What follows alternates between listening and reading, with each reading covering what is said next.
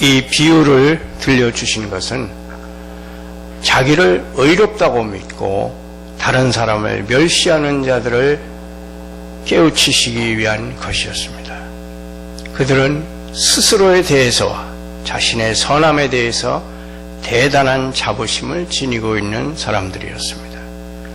그들은 스스로를 더할 나위 없이 거룩하고 다른 사람보다 거룩하며 모든 사람의 모범이 될 수 있을 만큼 거룩하다고 생각하였습니다. 그리고 그것만이 전부는 아니었습니다. 그들은 하나님 앞에서도 자신만만해서 그들 자신의 의를 대단히 높게 평가했을 뿐 아니라 하나님께 기도하여 무엇을 구할 때마다 이러한 그들의 의를 내세워서 들어주실 것을 요구하였습니다. 그들은 자기들이 의롭다고 믿었습니다. 또한 그들은 다른 사람들을 멸시하였고 그들을 자신들과 비교할 가치가 없는 자들로 여겨서 경멸하였습니다. 이 예화는 교만하게 자기를 의롭다고 하는 자들과 겸손하게 자신의 죄를 인정하는 자들의 서로 다른 성품, 그리고 말, 그리고 하나님 앞에서 그들의 서로 다른 태도에 관한 묘사입니다. 이런 일은 우리의 삶 속에서 매일 비일비재하게 일어나는 일입니다. 첫째로 여기 10절에 같은 장소 같은 때에 기도의 의무를 수행하고 있는 두 사람이 나옵니다.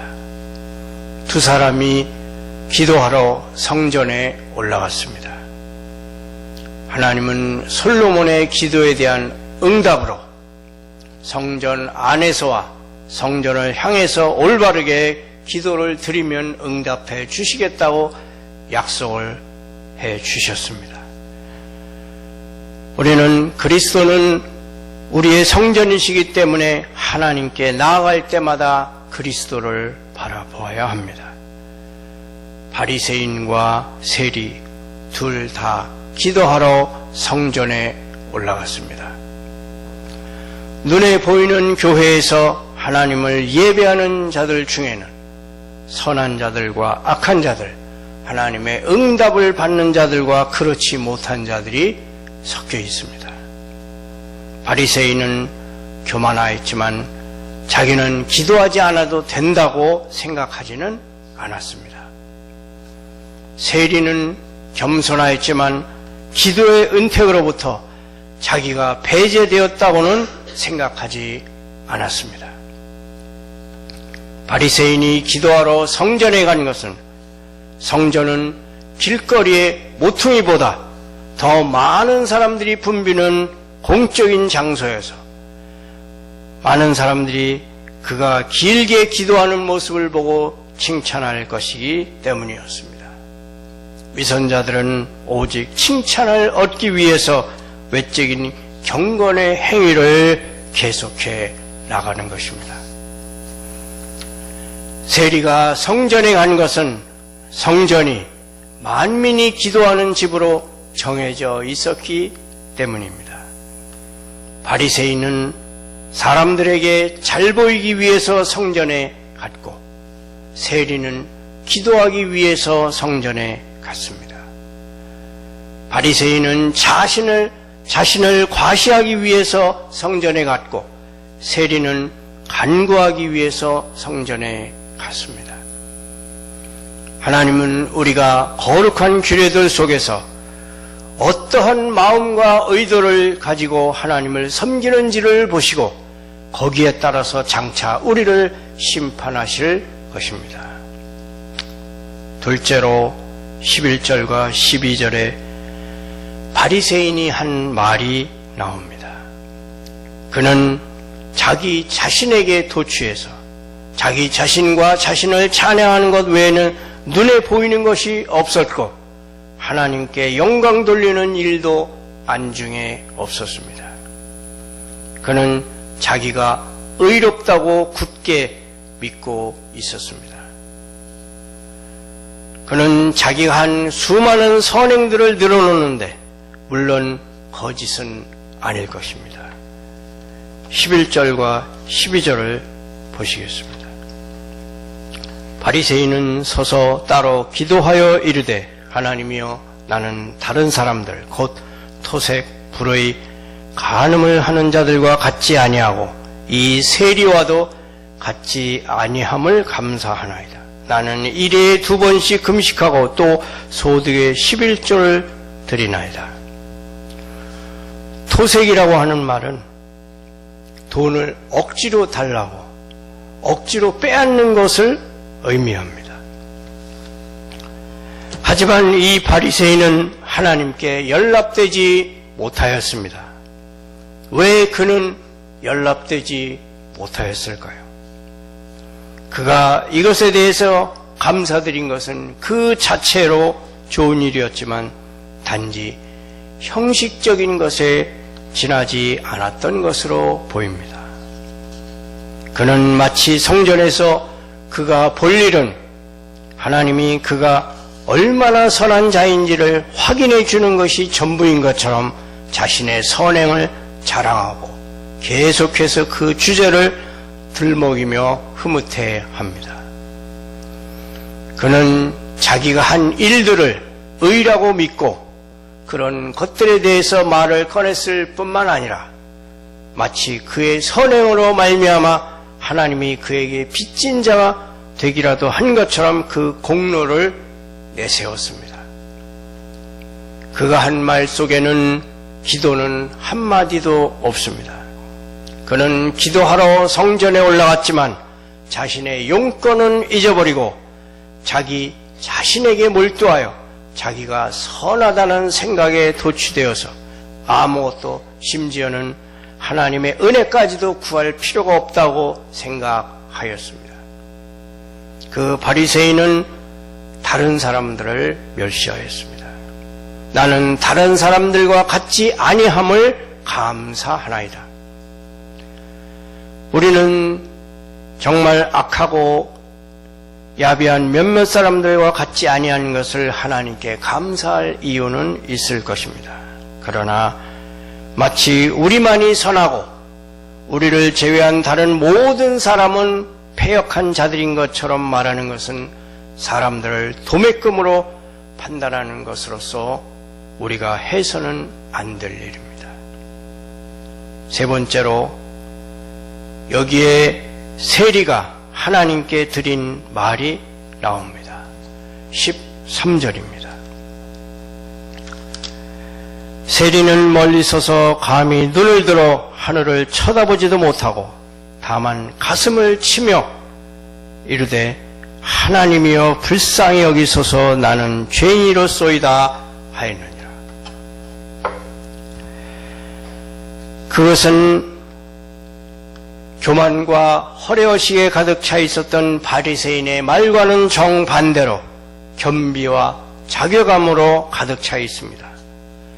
바리새인의 말은 자신의 의로움과 자부심으로 꽉 차 있었던 것과는 반대로 세리의 말은 죄에 대한 회개와 하나님을 향한 간절한 심정으로 가득 차 있습니다. 첫째로 세리는 자신의 행동을 통해서 회개와 자괴감을 표현하였습니다.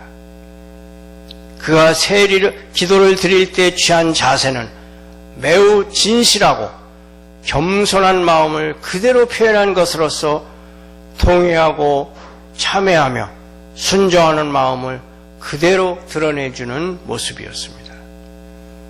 세리는 멀리 서서 기도하였습니다.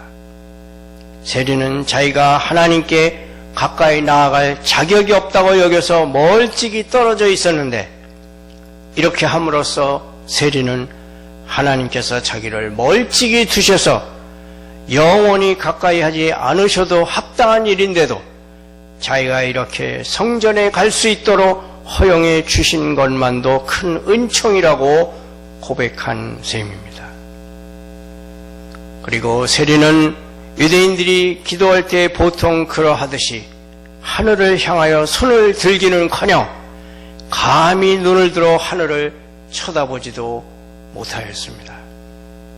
그는 거룩한 소원을 가지고 자신의 마음을 들어서 하늘에 계신 하나님을 바라보았지만 밀려오는 부끄러움과 자괴감으로 인해서 거룩한 확신과 용기로서 눈을 들지는 못하였습니다. 또한 세리는 자기가 저지른 죄로 인하여 자기에 대한 거룩한 분노로 가슴을 쳤습니다. 죄인의 마음이 먼저 회개하며 죄인을 책망합니다. 몹시 슬퍼하며 애곡하는 자들은 가슴을 치는 것으로 묘사됩니다. 둘째로 세리는 자신의 말을 통해서 회개와 자괴감을 표현하였습니다. 그의 기도는 짧았습니다.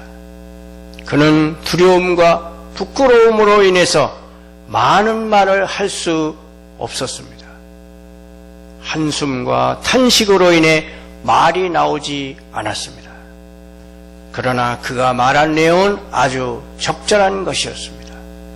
하나님이여 불쌍히 여기소서, 나는 죄인이로소이다.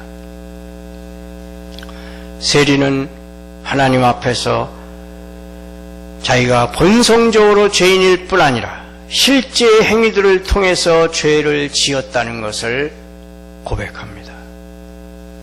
그리고 세리는 하나님의 긍휼 외에는 의지할 것이 없었기 때문에 오직 그것만을 의지하였습니다.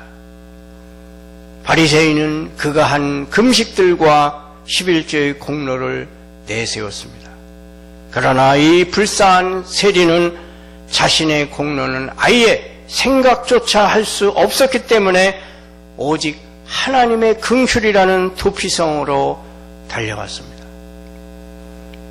또한 세리는 긍휼하심을 얻기 위하여 진심으로 기도하였습니다.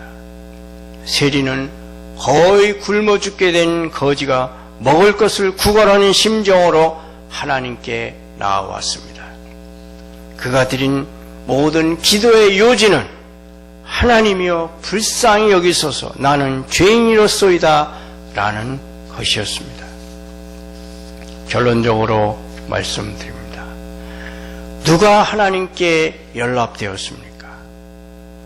주님께서는 저 바리새인이 아니라 이 불쌍한 세리, 참회하고 통회하는 심령을 지닌 세리가 의롭다 하심을 받고 그의 집으로 내려갔다고 말씀하십니다. 바리새인은 둘 중에 한 사람이 의롭다 하심을 받을 것이며 분명히 그 사람은 세리가 아니라 자기일 것이라고 생각했습니다. 교만한 바리새인은 그러나 하나님에게서 거절당했습니다. 바리새인이 드린 감사는 하나님 앞에 연락되기는커녕 가증스러운 것이었습니다. 그는 의롭다 하심을 받지 못하였고 그의 죄는 사함받지 못하였으며 그는 정죄함에서 건지심을 받지 못하였습니다. 바리새인은 자기가 보기에 의로웠기 때문에 하나님이 보시기에 의로운 자로 연락되지 못하는 것입니다. 그러나 세리는 자기를 낮추고 겸비한 태도로 하나님께 기도드림으로써 죄 사함을 받았습니다. 바리새인은 세리를 자기 집에 개만도 못한 자로 여겼지만 하나님은 이 세리를 그의 집의 자녀로 대우하셨습니다.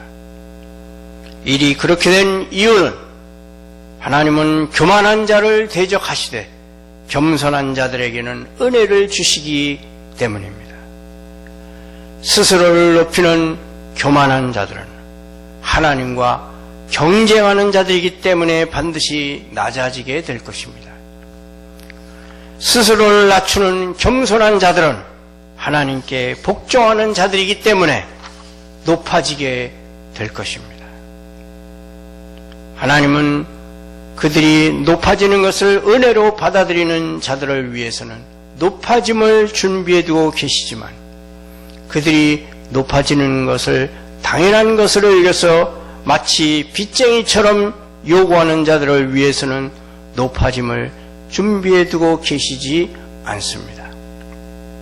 겸손한 자는 높아져서 하나님의 사랑 속으로 들어가서 하나님과 친교를 나누게 될 것이고 모든 것이 충족한 상태로 높아질 것이며 결국에는 들어올려져서 천국에 들어가게 될 것입니다. 죄를 짓는 자는 합당한 형벌을 받습니다.